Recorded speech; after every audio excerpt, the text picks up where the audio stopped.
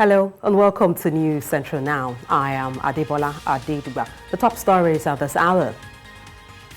SERAP asks President Tinubu to probe federal and state loan utilization.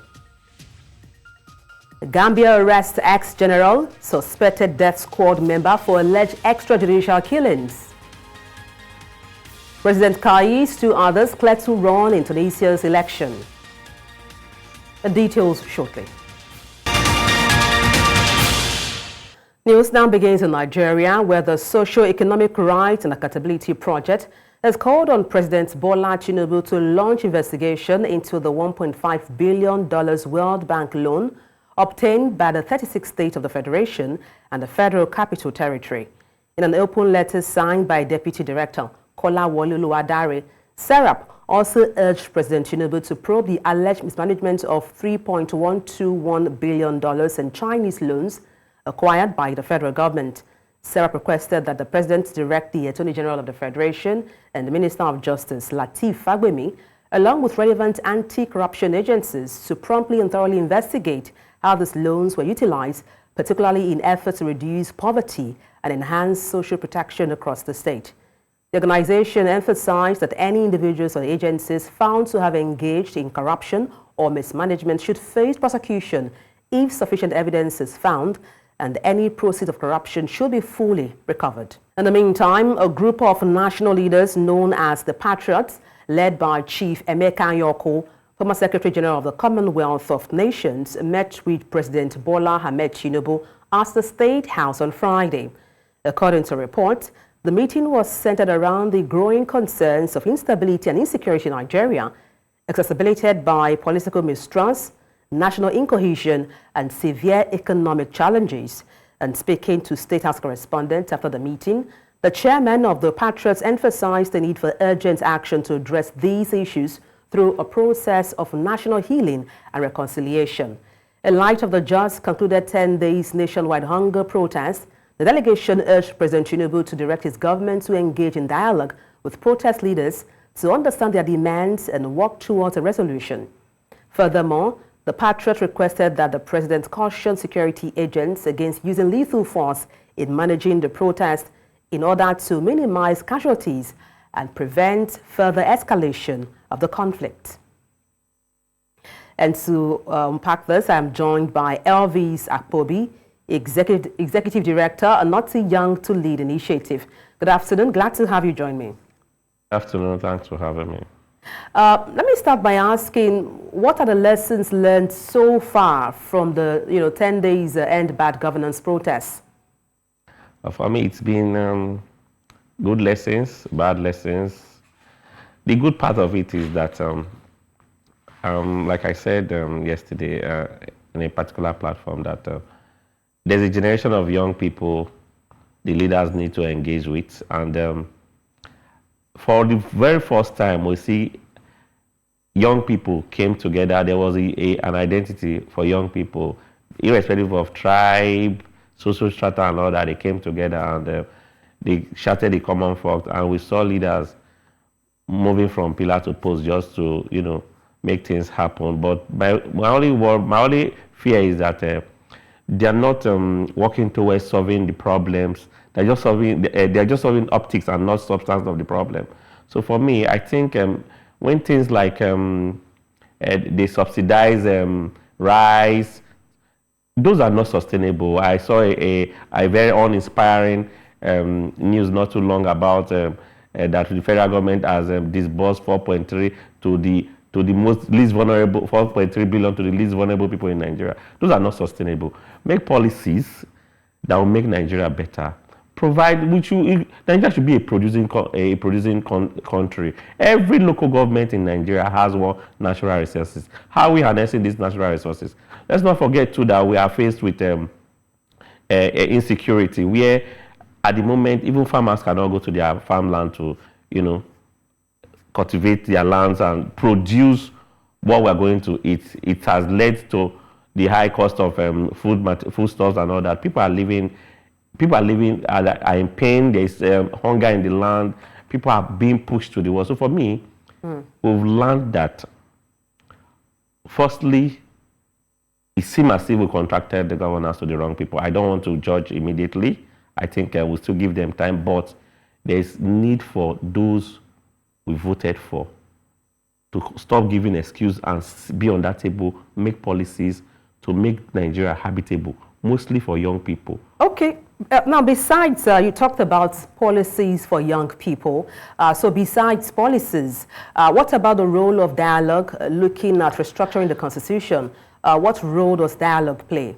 Dialogue is key. To make progress, dialogue is key. And I still want to urge the people agitating, citizens that are agitating, heads of protesters that are agitating for good governance and all that, we've sent our message and there's room to come back to the table. Let each and every one of us give the federal government the benefit of the doubt to come on the table and decide, okay, these are our problems. How do we solve this problem? Because mostly as young people, our actions and inactions will determine how Nigeria will look like. So we almost see Nigeria as our own property and we all must play a role in it. And playing a role in it means coming on the table to discuss with people that are making this policy for us, that this is how it affects us. I think this is how it should go, and we'll get it right from there. Let me still dwell a bit more on dialogue, looking at the disposition of the government.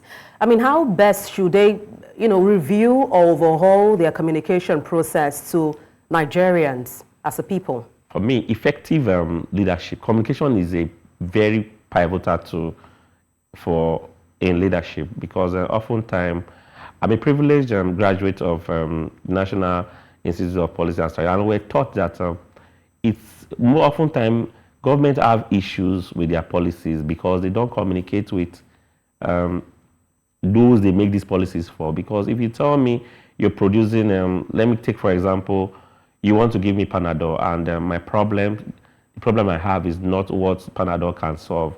Meaning that whatever work you've done is equals to zero. So government should learn to communicate more with the people, engage people. This is where I will still bring about the issue of the National Orientation Agency. It's time they started doing the job they are meant to do, because at the moment, Nigerians are uninformed. We keep hearing uninspiring news. Why I want to see this opportunity to talk to those people that our tax, that are living very, very, very comfortable at the expenses of taxpayers, that the kind of ways that comes out should be inspiring and not uninspiring. Mostly our legislators, when they make their presentations, they should be very careful and they should be very, very humane in the kind of ways they use. Because when Nigeria hears some of these uninspiring ways, it breeds agitation, it breeds unrest, and often when you know that the system seems not to be working. But like I always say, let's give the president the benefit of the doubt to, do the right thing, meet with his team, and he promised us a renewed hope, and let's see if that will happen. Well, indeed, we hope there will be healing and true reconciliation in Nigeria moving forward. Thank you so much for your expertise on the news. LV Sakbobi, Executive Director, Not Too Young to Lead Initiative. Many thanks indeed. Thank you for having me. ActionAid Nigeria has urged the federal government to reinstate fuel subsidies to protect vulnerable Nigerians from the effect of rising inflation and hardship currently being witnessed.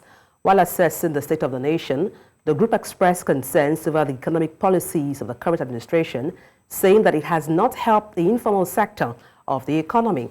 Our correspondent, Idong Joseph, tells us more. According to a June 2024 report by Nigeria's National Bureau of Statistics, within the last 1 year, Nigeria has witnessed high record inflation, with the cost of foodstuff hitting about 40.87%, and the devaluation of the naira eroding the purchasing power of many citizens. Given the dire situation, which has forced more hardship on low-income households in the country, stakeholders have called on the federal and state governments to implement programs aimed at protecting vulnerable citizens, especially reversing the removal of fuel subsidy. Urgently implement targeted social safety programs and subsidies to protect the most vulnerable populations from the devastating effects of inflation. This includes reinstating fuel subsidies to ease economic burdens on low-income households and small businesses. While acknowledging efforts by the government to increase the minimum wage of workers, they urged all state governments to ensure compliance and prioritize the use of public funds for essential services.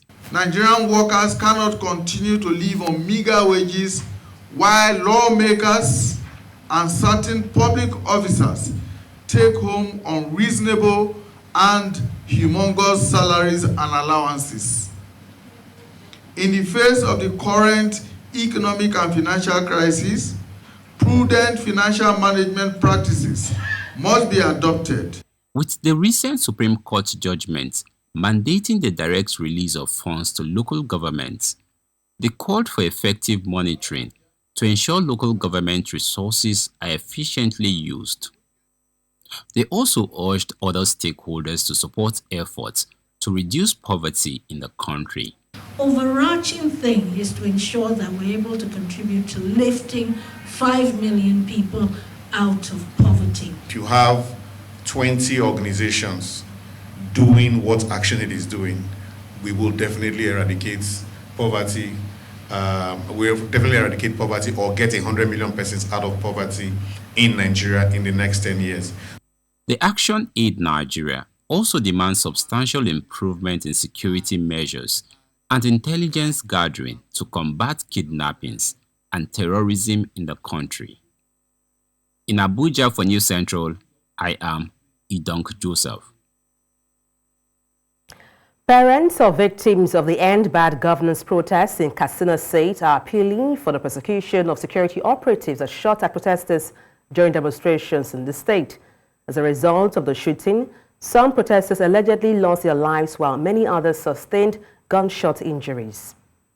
And to unpack this, I'm joined by Alex Okonkwo. But we'll take a package first and return to get the guests speak to us. Stay with us.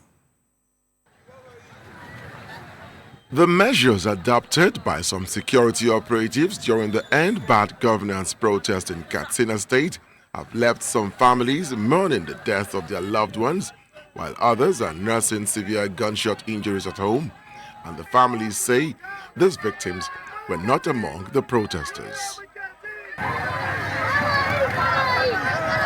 Here, Mukhtar Mohammed mourns the sudden death of his 21-year-old son, Shafiu, who was shot dead on August 5th in Katsina metropolis while he was sitting far away from a major road where operatives of the DSS were chasing some protesters.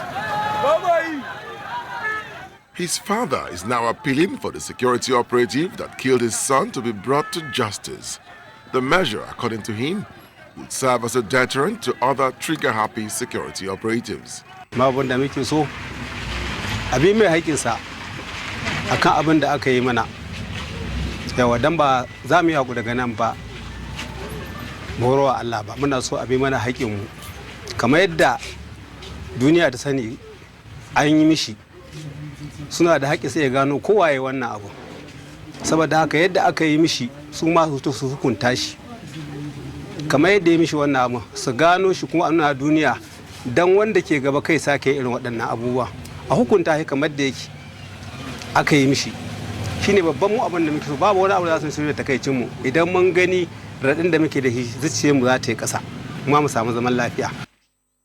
This 16-year-old boy who has just completed his secondary school education is lucky to survive the alleged shooting by the DSS, but he sustained gunshot wounds on his left leg. He narrates how he got shot while going on an errand. Zan je wani shago na kaji da yake ina dan kiwon kaji. To ban kai ga ta lungun gidan dirbo ba. Kawai sai na ji halbi ga kawata. Juyowar da zan sai na ga halbi ne. Daga nan sai aka kai na asibiti. Lokacin ni ta haya nake yi. Sai na ga mutane sun rugo to juyowar da zan sai na ji an halban ga kawa. Sai na shiga wani lungu nan na tsaya sai wasu suka daukan suka kai na asibiti. His mother says she sent him to inform his elder brother to lock up shop and leave because the protest had commenced and was fast escalating.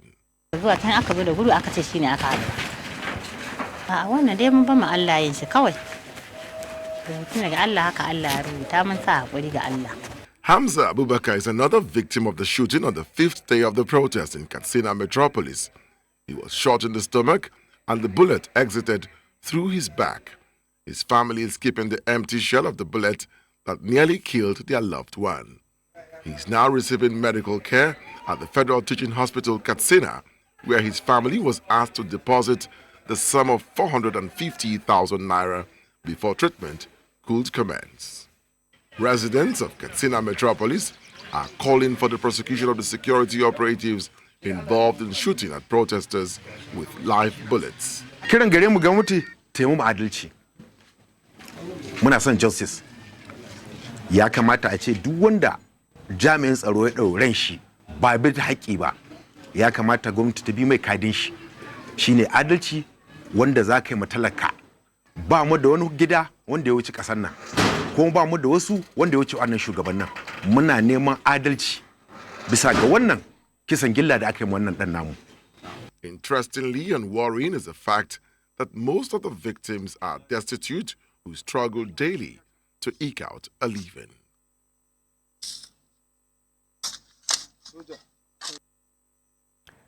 And to talk about this in detail, I am joined by Alex Okonkwo, international security expert. Good afternoon. Glad to have you join me. Good afternoon. It's a pleasure. Happy Sunday. All right. Same to you. Let me start by asking what your thoughts are on the use of lethal force by security operatives against protesters in Cina State. I mean, do you believe it was right? You know, do they pose a threat, you know, to the security operatives? Okay, that's a lovely question, but we must get the cap here. Let's have the big picture. Cina State is a state that is bordered to Niger Republic in the north. The Niger Republic is very volatile, as we all know. It has boundaries with this country, and the boundaries are not necessarily well manned. You know, our boundaries are porous. What that means is that you easily can have people cross over from Niger Republic to take part in things in Cina State and go back. That is also why you saw that there were some Russian flags in Katsina. It might not be Nigerians. I mean, I'm not sure. I don't have that information. I'm just telling you that's a possibility. So while protesters had the right, and it's protected by the Human Rights Charter, to protest peacefully, you cannot, anybody telling you contrary is lying. You cannot guarantee at 100% that any protest will be peaceful, both on the protesters' side and also on the security apparatus. Why? Simply because we haven't reached that level of civic education. Even in countries that are more developed than us, you see how the protest ends in places like the United States or in UK or in France. We see that. Those are very educated countries where the democracy has been on for over 400 years, and yet when people protest, it ends bloody. What happened here, however, is unfortunate because we're hearing parents crying and children who have been mutilated and injured. A lot of people are injured. They're in hospitals in Katsina. I have that information. I must say, if I must be honest, globally, the security agents did properly well. There will be some lapses. We are a growing democracy. And I always say in all the platforms I go, democracy is not cheap. It's very expensive in human resources and in normal financial resources. It comes at a cost. It took Americans quite a lot of decades to get the system they have now that is still imperfect. So you can imagine for Nigeria. Okay, so Mr. it's quite unfortunate what happened. Yes. Okay, just to chip in there, I understand when you say protests can go awry. You cited United States as an example, and indeed, yes, protests can go awry beyond how it's intended to, pan out. But then, I mean, the use of lethal force, where we have people being killed, we have, for instance, also in Cina State, a 16-year-old killed by stray bullets. What alternative means could the security operatives have explored? Couldn't they have made use of things like water cannons or rubber bullets, to manage such demonstrators? No, they were used. All of the above were used. They used tear gas, they used water cannons in different locations. We don't have the resources. I think we should tell ourselves the truth. We want an ideal police, but we don't have the resources. First thing, in other countries, when there's a protest like this, you have police already embarked. We call them embarked, which means they're in mufti and they are within the protesters themselves, already picking out elements that look violent. That's it. I'm talking of within the protesters. We don't have that means. We don't have that training yet. We're getting there. After every protest, we get better. Remember, the NSAS protest was bloodier than this. This one was a bit better organized. I would say better organized. We're not there yet, but we're getting there. Just like democracy, it is work in progress. The problem we have is that we have on one side youths that are already seeing countries that are very developed, and they're saying, why are we not already like them? But we're not going to be like France tomorrow morning. It took France over 1,000 years. We're not going to do it in 10 years' time. And I'm not saying that the police are right in what they're doing. I'm just trying to explain the situation to know that when you have 500,000 policemen, of which 50,000 are already doing protection, personal protection, you don't have enough men to man 36 states protesting almost at the same time. You know you're going to run into issues. Now, what happened in Katsina, and let's be frank, were lapses, errors, and mistakes. And they should be investigated, and the people that are culpable should be brought to justice. And I want to believe the CP there is a very bright guy, CP Ali Musa, very sharp person in terms of police, in the police circles. So I want to believe that he will be doing the right thing to find out which security agents made this kind of errors and mistakes. Okay, but overall, and that's the really stand. Overall, we didn't do as bad as many people think we did in terms of security. Well, when you say we didn't do as bad as people think, we have a case, of people who lost their lives. So I'm not sure if that, qualifies as doing fairly well. But then, looking forward, let's talk solutions now. What should be the, overall or disposition of security operatives going forward in managing protesters and ensuring safety while people protest? Okay, I found some things that were wrong, in fact, right from the beginning. When young people come out and say they're going to protest and they give you 3 weeks, 4 weeks in advance, the dialogue should start at a very low level, starting to find out which are the areas that they protest, what is the parcours, what is the trajectory, because obviously they are going to march to those protest zones. Nobody is going to be helicoptered there. They're going to march. They're going to come out from adjacent streets and go to the main street. So the police and other civil associations should have already mapped out in Katsina, for example. Are we going to be more in Daura? Is it going to be in Katsina itself, or is it going to be in Funtua? Where are they going to be to make this protest? That should have been clarified initially. Instead of government spending time telling them not to protest, it should have been, where do you guys want to protest so that properties will be safe? For people that are conversant with Lagos, I would have said, if you take the stretch between Oshodi and Anthony and you leave it empty, totally of vehicles, and you say protest there and end up in a park in Anthony, you see clearly that police can be there and man things in the proper way. But when you say Ojota, how are people going to get Ojota? They have to come from everywhere. And the most dangerous moments in the protest is when people are coming to the protest and when they are going back, because the protest is seemingly over, but you still have 2 hours to get to where you are going. And during that time, anything can happen, both against the protesters and for public property. Well, we're pressed for time. I must, cut in there. Apologies for cutting you there. I must chip in. They were pressed for time. But thank you so much for your submissions on the news. Alex Okonkwo, international security expert. Many thanks indeed. Thank you so much. You're live with News Central TV. Let's take a short break. Stay with us. Thank you for staying tuned. The youth group on the plateau have restated their commitment to peaceful coexistence in the state. In the press conference in Jos, the coalition of plateau youth said despite political, religious, ethnic and sociocultural divides, all hands need to be on deck to ensure a more civil and organized state. News Center's Chizoba Anyanwe tells us more. August 10 should be the last day of #End Bad Governance in Nigeria in all states of the Federation. Unfortunately, the peaceful protests in some states turned violent, causing an abrupt end of the exercise. Plateau is among these states that had the fair share of this violent protest, which was welcomed with a 24-hour curfew, though continuously reviewed downwards from 10 a.m. to 6 p.m. now. With business returning to normal now, residents who spoke to News Central off camera said they will not turn out for a continuation of the protest in the interest of peace and safety of both lives and property. The Coalition of Plateau Youth Movement, during a press briefing in Jos, joined their voice to the call for a better Plateau State. We don't want the protests that will rock the peaceful coexistence of Plateau states. That is why most of us have written and have called out that we are against the protest. Any peaceful protest, it snowballs to destruction of lives and properties. As you can see, it was peaceful, first, second day. But afterwards, some miscreants took advantage and want to tarnish the image of the state. And today I have made it categorical here that as lawful as we are, we should not indulge in what will destroy the entity and sanctity of the state.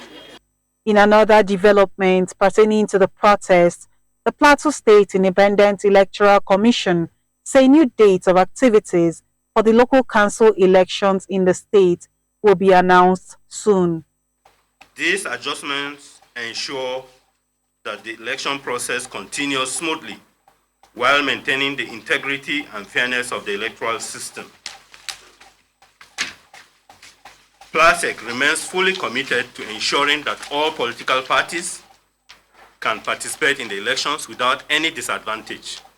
We want to reassure the public and all stakeholders that the rescheduling will not affect fairness or transparency of the election process. Our focus is on providing a level playing field and equitable opportunity for all political parties involved. We appreciate the understanding and cooperation of all political parties, aspirants, and voters as we navigate these changes.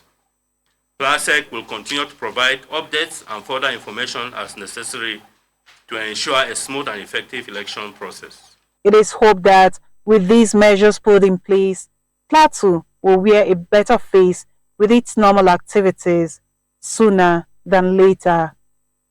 In Jos for News Central, Chizoba Aniuwi. Residents of Abuja have called for more protection of the rights of consumers, saying consumers in Nigeria continue to have their rights flagrantly abused. Some of them called for the Federal Competition and Consumer Protection Commission to live up to its responsibility and prevent future occurrences of such abuses. News Central's Joshua Imarai reports. These Nigerians are just a few out of many who have experienced one case of dissatisfaction and abuse of consumer rights. They claim that there are numerous issues surrounding consumer rights abuse, highlighting widespread challenges. You consume and water board will come and give you bill. By the time you pay the bill, you discover that the bills being given to you is not commensurate to what you consume as somebody who consumed the water bill. I've been in a situation whereby I was on a queue because I was not part of the organization. They said I should go because I was not looking rich. It was a very big setting actually, so it was a classic setting. So I was told to go back and wait that after they will call me. That's an abuse, very big one. This estimated NEPA bill that they do bill us, even we've complained on the several occasions for them to give us prepaid, but yet up to now they've not given us, and we have to tell them please just take away the wire, we don't want anything until you give us the prepaid. Up to now we've not seen anything regarding the prepaid and nothing. We are just in darkness, we don't even know what is happening. I took somebody for a treatment because the attitude of the nurses, so challenged attitude, they don't really care. At the end of the day, it's not that you are going to that hospital for free, you are paying. NHIS are deducting your money monthly, but when you go visit a hospital on one complaint, and if the drug is expensive, that you need is expensive, if you go to NHIS the office, they will tell you the drugs are out of stock, OS. So you'll be forced to go and sort out yourself to buy the medication. The case of this man and his cooker was a relatable experience. As I was seasoning to boil beans, the thing sparked again, that the naked light came out. So I went to where I bought it. Getting there now, they refused to collect. They say, okay, I should go and repair it. Despite facing numerous challenges, these individuals are resilient in their hope that the Federal Competition and Consumer Protection Commission will step up its efforts to protect and promote consumer rights in Nigeria. In Abuja for News Central, I am Joshua Imarai. Away from that, the National Youth Survey Score, NYSC, has debunked claims circulating on social media that core members' bank accounts are being upgraded in preparation for the payments of a new 70,000 naira national minimum wage. In a statement released by NYSC's Director of Information and Public Relations, Eddie Megwa, the organization clarified that no directive has been issued by the relevant authorities to begin paying the 70,000 naira minimum wage to core members or to upgrade their accounts. Megwa described the report as misleading and entirely false, urging core members to be cautious and not fall prey to those attempting to deceive and misinform the public.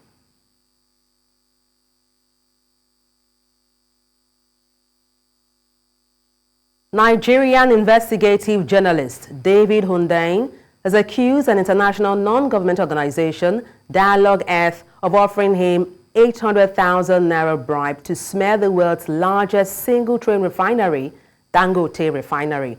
In a lengthy post on his X account on Saturday, August 10, 2024, Hundeyin detailed how the NGO reached out to him sometime last week with a brief that required him to write a negative review about the Dangote refinery using climate change and environmental concerns as justifications. According to the controversial roundsman, Dialogue Earth, formerly known as China Dialogue Trust, is based in London, United Kingdom, and headed by an Oxford professor, Sam Gill. He alleged that several American intelligence fronts, such as Ford Foundation and Climate Works, which is blacklisted in India for funding organizations working against India's national interests, are financiers of the NGO. On Twitter, X as they call it now, with a direct message asking if I'd be open to doing an analysis piece on the Dangote refinery. Now, that in itself is not such a rare occurrence.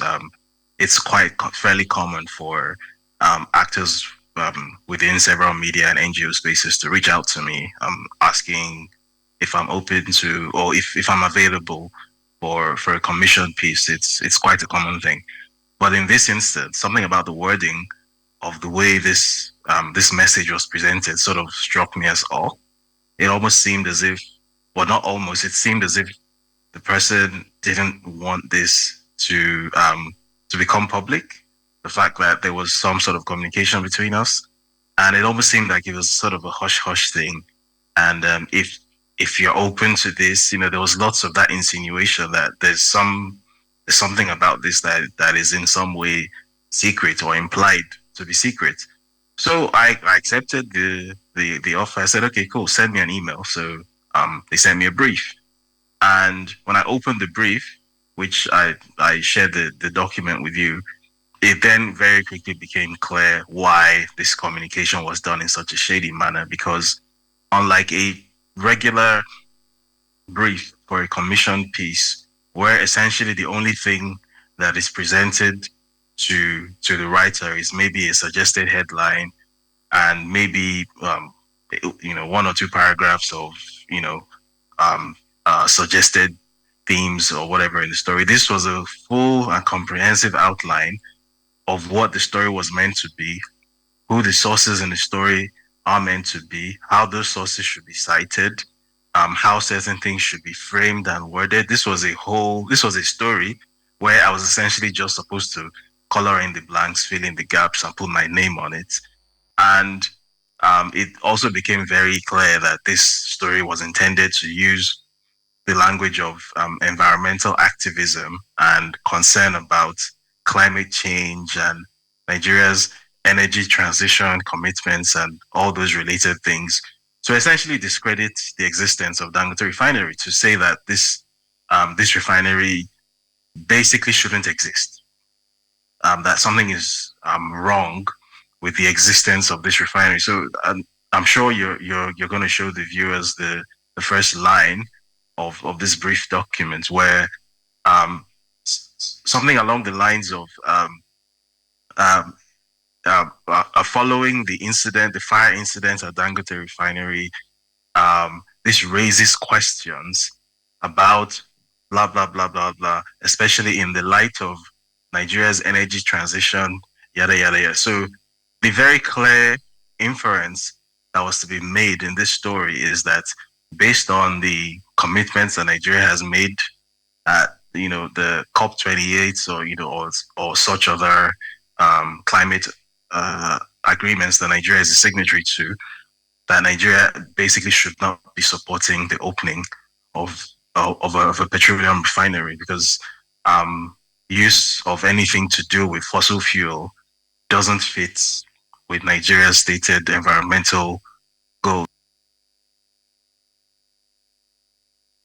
Coming up, Gambia arrests ex-general, suspected death squad member. We have details shortly. Join us again.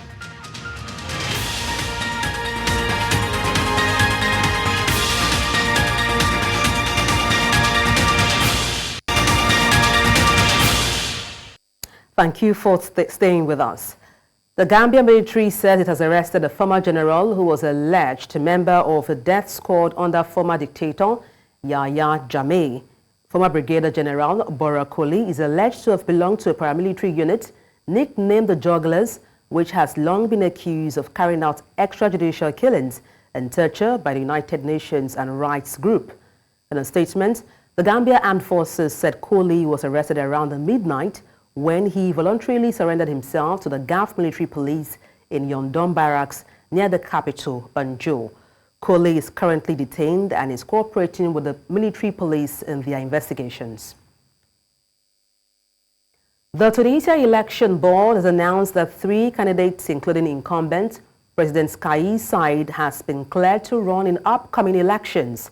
66-year-old Saied was democratically elected in 2019, but orchestrated a sweeping power grab in 2021 and is now seeking another term in office in elections to be held on October 6th.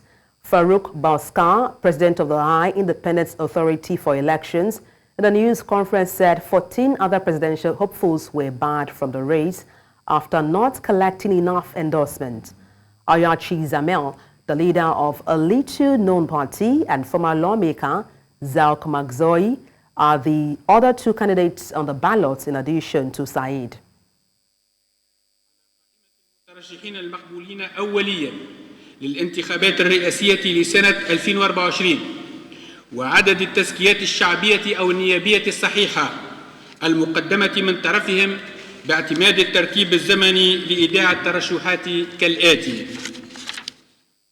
السيد زهير بن محمد صالح المغزاوي، وقدم في ملف ترشحه 11 تزكية نيابية صحيحة من مجلس نواب الشعب. السيد قيس بن المنصف سعيد، وقدم في ملف ترشحه 248,467 تزكية شعبية صحيحة موزعة على 135 دائرة انتخابية تحتوي على الأقل على 500 ناخب في كل دائرة منها، بالإضافة إلى 294 تزكية نيابية من أعضاء الغرفتين النيابيتين ومن رؤساء مجالس الجماعات المحلية المنتخبة. السيد عياشي بن عبد الحميد زمال، وقدم في ملف ترشحه 10,457 تزكية شعبية صحيحة موزعة على 10 دوائر انتخابية. Syed Rifat Hamed has been sworn in on Sunday by President Mohammed Shahabuddin as Bangladesh Chief Justice following resignation in principle of Obaidul Hassan, who was named to lead the Supreme Court last year and is viewed as a loyalist to the outgoing Premier Sheikh Hasina.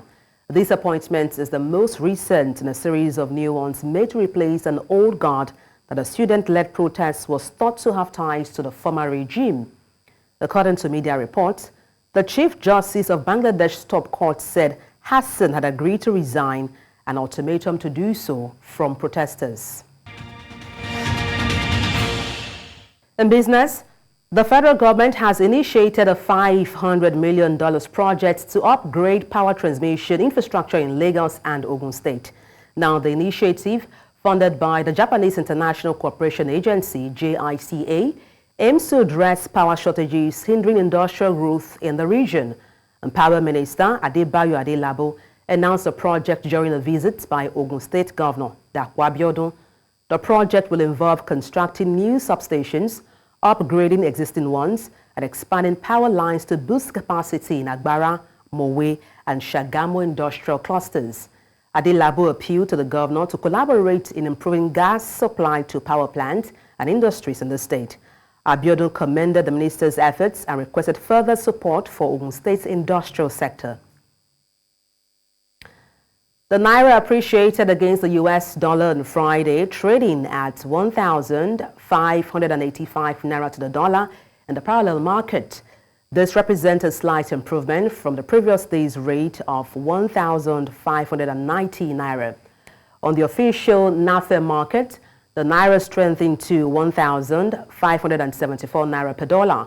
Market analysts attributed the naira's gains to increased dollar supply and reduced demand.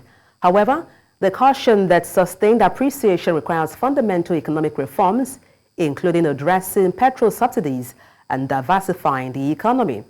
The Central Bank of Nigeria, CBN, has introduced the retail Dutch auction system to enhance foreign exchange accessibility, but challenges persist due to uncleared FX forward contracts.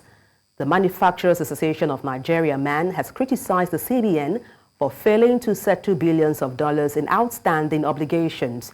Meanwhile, a stronger US dollar driven by robust economic data and geopolitical tensions is exerting pressure on the naira. And Federal Reserve Governor Michelle Bowman tempered her hawkish stance on Saturday, acknowledging recent progress in taming inflation, and while expressing concerns about lingering price pressures and potential upside risks, Bowman hinted at the possibility of future interest rate cuts if inflation continues to moderate. However, she stressed the need for patience and cautioned against reacting to short-term data. Bowman's comments come as the Fed considers its next policy move, with a potential rate cuts on the table for September. Despite the recent uptick in unemployment, she believes the labor market remains tight. Congolese sprinter Dominic Mulamba has been provisionally suspended after testing positive for a banned substance, the International Testing Agency said on Sunday, days after he competed in the Olympic 100 meters in Paris. Mulamba got through the preliminaries with a time of 10.54, but went out in round 1 on August 3rd, when he finished 7th in 10.53 seconds.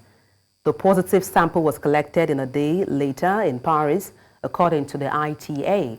He has a right to challenge the provincial suspension before the Court of Arbitration for Sport and can request an analysis of his B sample.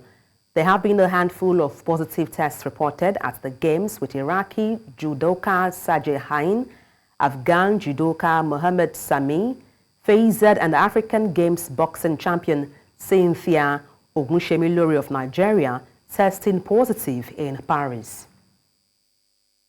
Australia edged Belgium 85-81 in the women's basketball bronze medal game on Sunday as the Paris Games returning to the Olympic podium for the first time since 2012. The Opal's triumph was largely fueled by a stellar performance from the center, Ezi Magbegbo, who dominated the game with an impressive double-double.